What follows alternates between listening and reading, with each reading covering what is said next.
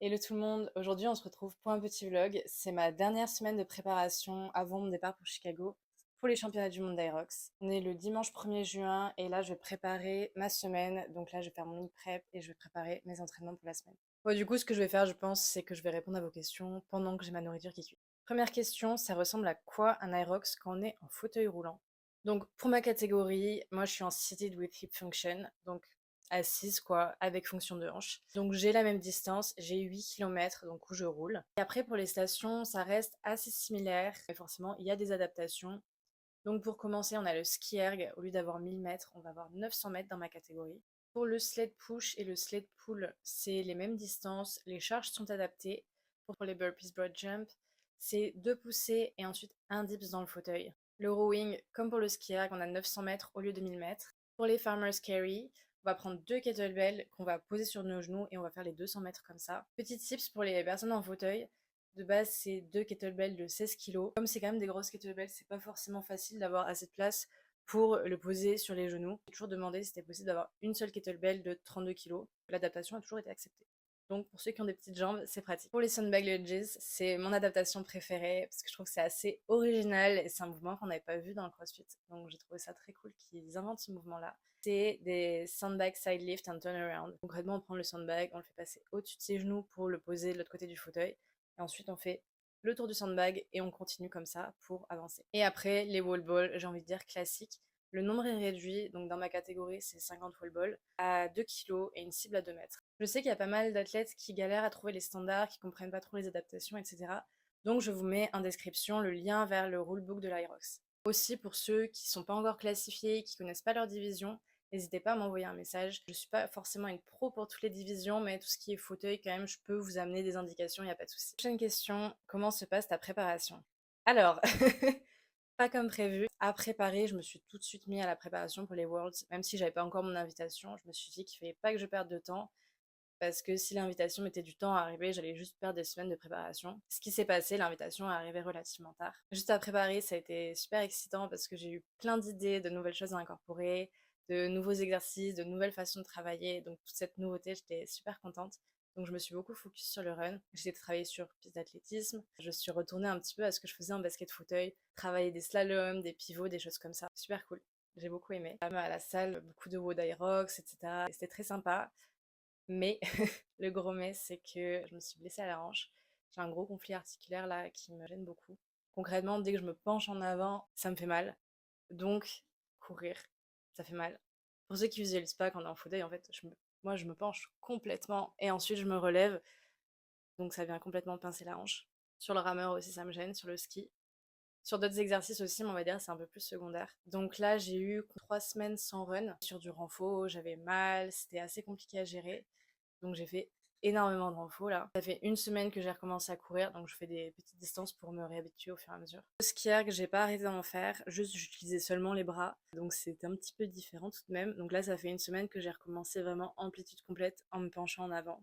Ça se passe plutôt bien de ce côté-là, ça va. Et le rameur, j'ai commencé à en refaire là milieu de semaine.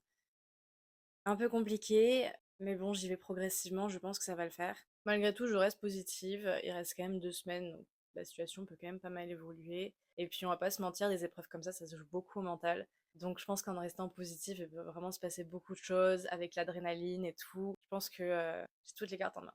Quel complément tu recommandes pour les personnes en fauteuil? Donc j'imagine que c'est des compléments alimentaires. Je dirais que c'est des compléments quand même classiques que je recommanderais à tout le monde. Si je dois faire une spécificité pour les personnes en fauteuil roulant, je penserais d'abord aux tendinites aux épaules, aux douleurs un petit peu pénibles qui ont tendance à venir au niveau des épaules à cause de l'utilisation et du fauteuil et des transferts. Donc je dirais collagène pour ça. Ça aide pas mal pour les articulations, pour les garder en meilleure santé. Donc collagène et oméga 3 parce qu'on est quand même tous assez carencés en oméga 3, que ce soit valide ou handi. Donc vraiment la base en termes de santé, je dirais les deux. Là concrètement, je fais mes repas pour toute la semaine. Ça fait quelques semaines que je fais ça. Ça m'a vraiment libéré une charge mentale énorme. Ça me fait aussi gagner du temps. J'avais commencé à faire ça parce que c'était compliqué ces derniers temps par rapport aux troubles alimentaires. J'avais tendance à louper des repas ou pas manger assez, à skipper certaines parties aussi. Donc là, comme ça, je me fais des bons plats avec tout ce qu'il faut dedans. Et surtout, j'ai remarqué en fait le temps que je fasse mon repas par exemple, je sais pas si ça prend 20 minutes, en fait, j'ai 20 minutes pour changer d'avis, pour me dire, bah non, en fait, je décide de ne pas manger. Tandis que là, j'ai juste à prendre mon tupperware, à le mettre au micro-ondes, ça prend 2 minutes et je mange direct. Et donc, j'ai pas ce truc de je me laisse le temps de changer d'avis. Ça m'a vachement aidé. Je saute quasiment plus de repas. Même, je pense, ça fait quelques semaines que j'ai pas sauté de repas du tout. Donc, c'est hyper positif et je le gère beaucoup mieux mentalement. Donc, je suis très contente.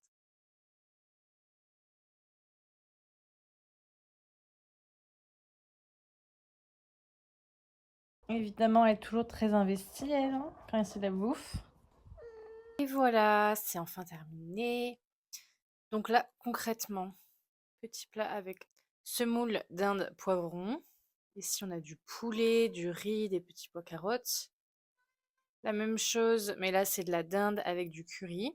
Pâte bolognaise avec champignons. Là, on a un chili con carne.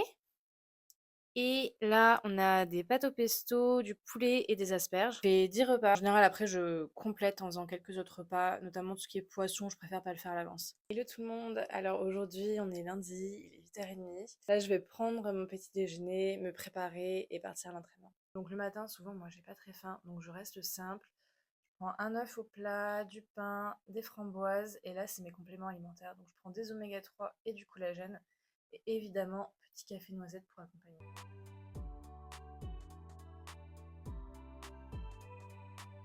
Et je vais bientôt partir à l'entraînement.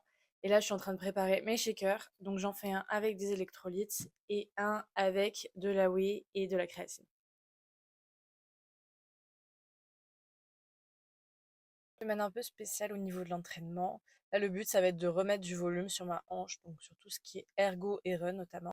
Donc là, je vais faire du renfort sur ma hanche, la mobiliser, faire un petit peu de rééducation. Pareil sur mon épaule, j'ai des douleurs qui ont tendance à traîner. Donc je vais bien m'occuper de ça. Ensuite, je vais faire un petit WOD Aerox avec du core twist, du sled push, du farmer carry, du ski erg et des wall balls. Et je vais essayer d'aller courir sur piste juste après. Je verrai comment se sent ma hanche, si elle est assez inflammée, je vais en rester là. Mais j'aimerais bien essayer de faire un petit kilomètre. Donc on va voir comment ça se passe. Je commence toujours l'entraînement par des automassages à la balle ou avec un rouleau. Ensuite, j'enchaîne avec de la mobilité et des étirements. J'ai pas filmé aujourd'hui, mais je fais toujours des élastiques dans mon échauffement. Je pense que ça pourrait en intéresser plusieurs d'entre vous, donc je filmerai ça plus en détail demain. Là, je fais de la décoaptation pour mes hanches, ça me soulage assez bien.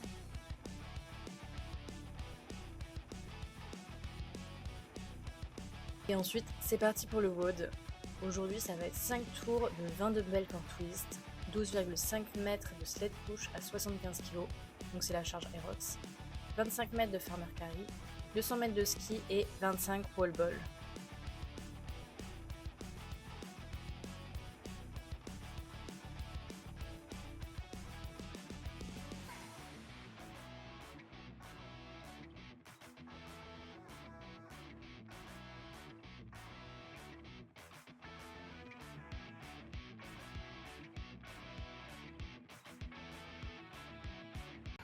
Ouf, fini.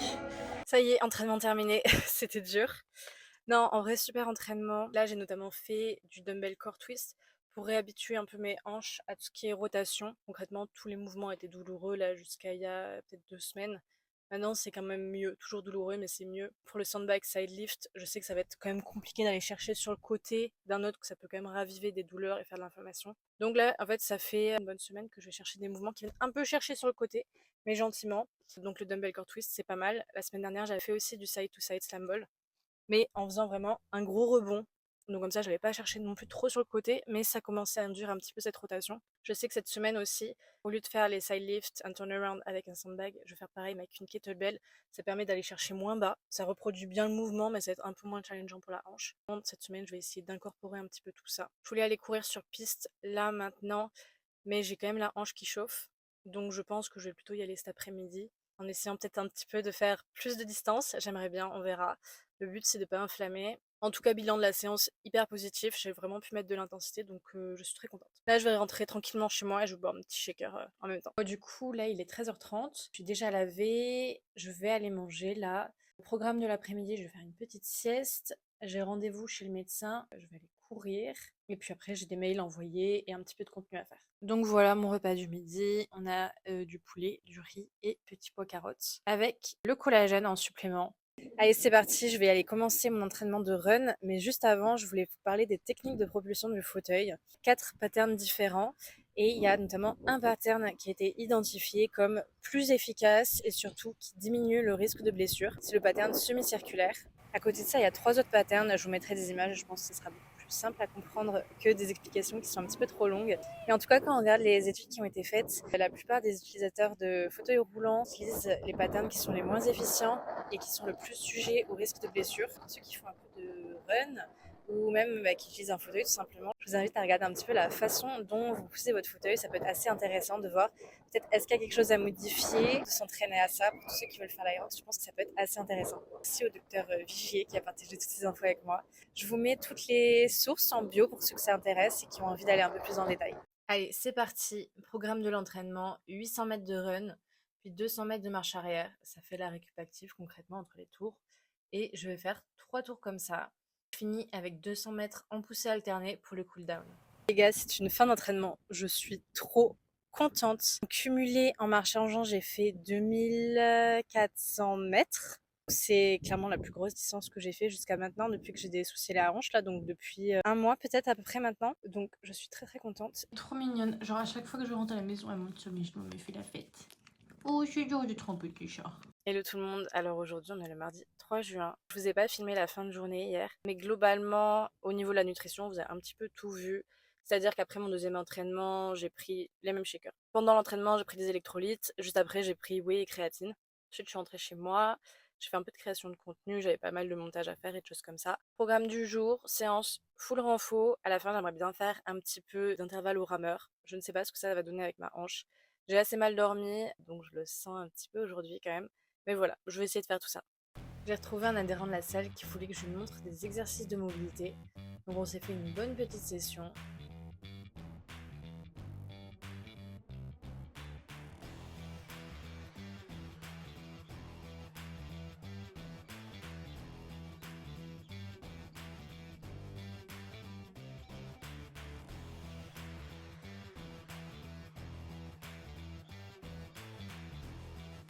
Ensuite, on a fait des exercices avec des plates et des élastiques pour renforcer les épaules et venir prévenir les blessures.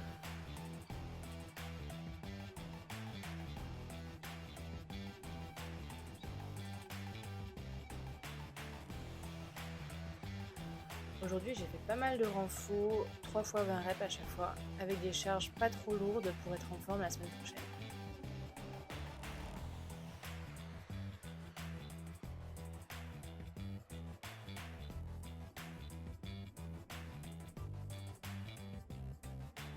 J'ai terminé avec des intervalles au rameur, 5 fois 200 mètres avec 1 minute de récupération après chaque set. Ensuite, retour à la maison et c'est l'heure de la promenade pour Gary. Souvent, je profite de l'heure du déjeuner pour la sortir parce qu'il y a moins de monde et comme elle est assez craintive, c'est plus simple de fonctionner comme ça. Bilan de ma matinée, enfin plutôt de début de journée, il est 15h30, ça s'est passé assez vite. Très contente de mon entraînement, ça s'est bien passé. Comme prévu, donc j'ai fait du renfo, basique, on adore. Et surtout, là où je suis très contente, c'est les intervalles au rameur. Le rameur, je pense, c'est quand même le mouvement qui me fait le plus mal à la hanche. J'ai pu mettre un gros rythme, donc ça, c'est cool. Là, en début d'après-midi, j'étais chez le kiné aussi, donc là, en ce moment, on travaille quand même surtout sur la hanche. Je lui ai raconté donc comment ça s'était passé hier sur la piste d'athlétisme et le rameur ce matin, donc il est content de l'évolution. Donc s'il est content, je suis contente. Hello, on est mercredi matin. Le programme du jour, ça va être de filmer du contenu pour Adapt Train Empower. Et je vais en profiter aussi pour faire un petit peu de mobilité. Même si c'est mon rest day, j'aime toujours bouger un petit peu et de la mobilité, ça fait jamais de mal.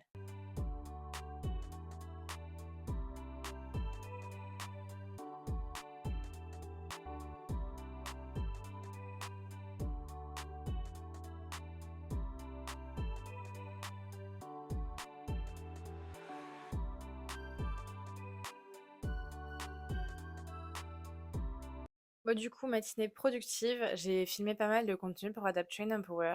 Je continue avec vos petites questions. Quelqu'un m'a demandé, est-ce que tu as déjà pensé à être coach? Alors oui, c'est pour ça que j'ai fondé Adapt Train Empower. Je voulais créer des ressources pour les personnes qui sont en fauteuil roulant et qui veulent faire du sport. Concrètement, je trouve qu'aujourd'hui, ça manque. Si on veut faire du sport en fauteuil roulant et être correctement guidé, correctement encadré, bah, c'est compliqué. Heureusement, on trouve des choses, il y a quand même des choses de disponibles. Quand on est débutant aussi, c'est pas forcément facile parce qu'il y a des programmes où il n'y a pas de vidéo. Donc si on ne sait pas comment faire les exercices, c'est compliqué. Ou alors, si on n'a pas d'abdos, bah, il n'y a pas forcément d'adaptation par rapport à son handicap. Ou au contraire, si par exemple on a sa fonction de hanche, des fois les exercices sont pas assez challengeants. Donc j'avais envie de faire quelque chose qui regroupe un petit peu tout ça, que tous les athlètes puissent s'y retrouver, qu'on soit débutant, qu'on soit confirmé et j'ai envie de dire peu importe son handicap, en tout cas que ça soit le plus inclusif possible et le plus précis. Donc actuellement ce que je fais c'est des programmes de sport en ligne. J'ai des programmes vraiment ciblés débutants qui sont faisables à la maison et des programmes aussi de CrossFit pour ceux qui vont déjà en salle. Expliquer un petit peu plus en détail. Aujourd'hui, j'ai un programme complètement gratuit qui est top pour les débutants. C'est faisable à la maison, il n'y a pas besoin de matériel et ça prend vraiment quelques minutes par jour. L'idée, c'est de faire un petit peu de cardio doux, à peu près 5 minutes le matin, et ensuite d'avoir des petits étirements tout au long de la journée pour commencer à bouger en douceur et commencer à avoir les bénéfices du sport. Donc c'est totalement gratuit, n'importe qui peut s'inscrire, je vous mets tout en description. Ensuite, j'ai un autre programme qui s'appelle Fondation Épaules et Abdos. C'est un programme qui est aussi accessible aux personnes débutantes, mais ça peut être aussi adapté à des personnes qui sont un petit peu plus confirmées, mais qui vont chercher à amener une meilleure santé d'épaule, réduire leur douleur, améliorer leur posture, des choses comme ça. Donc c'est aussi faisable à la maison. Et là, pour ceux que ça intéresse, je vous mets tous les liens en description. J'ai aussi beaucoup de questions par rapport à la préparation à l'Aerox. Est-ce que tu as des conseils pour les débutants? Comment progresser en Aerox? Pas mal de questions dans ce sens-là. Alors pour le coup, je pense que ça mériterait une vidéo entière, comme c'est un sujet assez large à traiter. Donc je vous prépare ça. Programme de l'après-midi, plutôt sympa, montage et préparation du voyage à Chicago.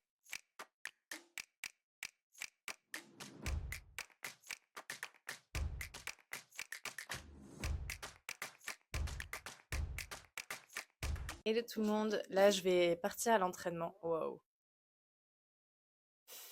Qu'est-ce qui te fait toi? Elle est complètement folle ce matin, c'est très drôle. Oui, oui. Contente, ça va mieux qu'hier, j'ai pas mal de douleurs chroniques. J'étais assez fatiguée et j'ai pas mal encaissé. Donc là ce matin j'ai plus d'énergie, je suis très contente. Je sais pas si vous l'entendez, mais elle fait que gueuler. Donc c'est cool que j'ai plus d'énergie ce matin parce que là je vais avoir un gros WOD de 40 minutes. Donc ça va être cool de remettre de l'intensité sur une intervalle assez longue et donc se rapprocher des temps d'effort de l'Irox. C'est une idée de WOD que j'ai trouvée sur Irox Worlds. On travaille sur des intervalles de 90 secondes et 30 secondes de récupération pour chaque exercice. Donc on va faire du ski, des dumbbell snatches, du run que j'ai changé en shuttle sprint, du sled pull et des sandbag lunges qui auraient dû être du coup des sandbag side lift and turnaround. Mais comme je vous l'ai expliqué plus tôt dans la semaine, j'ai utilisé une KB pour descendre moins bas sur le côté et donc moins solliciter ma hanche. Bref, 40 minutes de transpiration.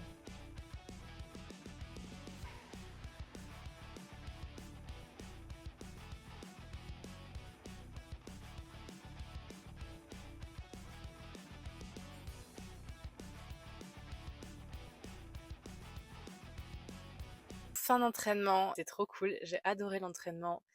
J'appréhendais un petit peu d'avoir 40 minutes de WOD comme ça, mais au final ça s'est super bien passé. Premier tour, j'ai quand même eu des douleurs à la hanche, donc j'avais un peu peur de la suite. Mais au final, en étant à chaud, ça s'est très bien passé. Et là, en descendant en température, j'ai l'impression que ça va à peu près. Donc je me dis pour l'Aerox, de toute façon, j'ai besoin que ma hanche tienne 1 heure. Et après, c'est pas grave, on verra. Donc je suis très contente. Et après ce petit WOD, j'ai fait pas mal de renfos accessoires. On a une dernière petite question et après je pense que je vais arrêter ce vlog ici parce que j'ai peur que ce soit beaucoup trop long. Comment organises-tu tes semaines d'entraînement? Alors ça va dépendre des périodes. Ça fait quelques mois maintenant que j'organise mes entraînements sur 5 jours. Avant je faisais sur 6 jours mais finalement je trouve que ça fonctionne mieux pour moi d'avoir vraiment 2 jours complètement off, quitte à avoir 2 entraînements dans la journée. Je pense que c'est quand même très lié à ma pathologie. Comme j'ai des problèmes articulaires, finalement même la récupération active ça continue de forcer sur les articulations, ce qui n'est pas forcément une bonne chose. Alors qu'un jour vraiment off, ça permet de réellement récupérer. En plus de mes problèmes articulaires, j'ai aussi de la fatigue chronique, donc je pense que c'est quand même des choses à prendre en compte dans l'entraînement et dans la répartition des jours d'entraînement. Pour la préparation pour les championnats du monde, je faisais donc 5 jours par semaine, premier entraînement de la journée, entraînement à la salle, donc le matin. Donc ça dépend un peu des jours c'est un peu plus typé CrossFit, des jours un peu plus WOD Aerox, ça peut être de l'haltéro, ça peut être du renfo, en fonction du jour de la semaine tout simplement. Et après, 3 fois par semaine, l'après-midi, je faisais une deuxième séance et j'allais courir. Donc pareil, en fonction des séances, ça peut être course sur piste, en fractionné, en continu. J'aime bien aussi aller courir sur la digue. Petite recommandation pour les personnes en fauteuil, souvent les digues, c'est quand même très accessible, très plat, donc c'est pas mal pour s'entraîner pour l'Aerox. Après, forcément, ça varie du coup en fonction des périodes et d'où j'en suis au niveau de ma préparation. Là, par exemple, cette semaine, du coup, donc pareil, comme d'habitude, je répartis sur 5 jours. Juste lundi, du coup, j'ai fait 2 entraînements dans la journée, mais sinon, je vais rester à un entraînement dans la journée. Là, le but, c'est juste d'aller chercher des entraînements quand même assez longs au niveau des WOD pour recréer la stimulation de l'Aerox, mais c'est quand même de garder de l'énergie pour pouvoir bien performer la semaine prochaine. Donc voilà, j'espère que ce petit vlog vous aura plu. Si c'est le cas, vous pouvez liker la vidéo et on se retrouve bientôt du coup pour l'Aerox.